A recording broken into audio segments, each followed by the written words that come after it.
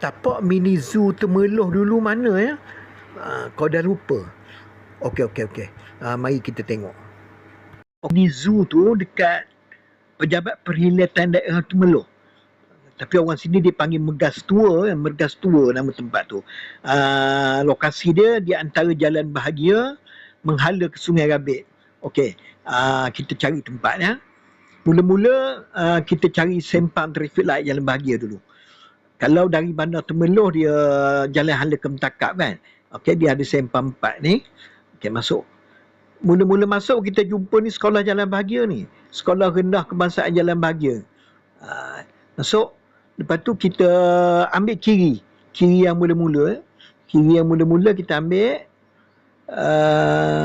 Okey, lepas tu masuk sini. Okey. Kita jalan. Dia ada jumpa pejabat Risda. Sampailah ke Sekolah Menengah Seri Bahagia. Dulu dia panggil Sekolah Menengah Jenis Kebangsaan Inggeris Jalan Bahagia. Sekarang ni SMK Seri Bahagia. Okey, sampai sebelum pintu pagar SMK Seri Bahagia ni, ambil kiri.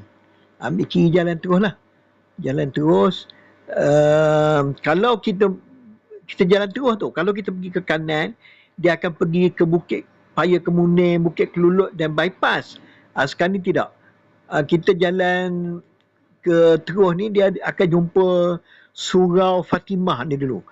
Surau Fatimah, Kampung Paya Kemuning. Okey, ada nampak ada pagar perkhidmatan ni. Pagar perkhidmatan. Dan dalam ni lah ada mini zoo dulu. Tapi sekarang ni, okey, dia dah tutup. Itu sekian.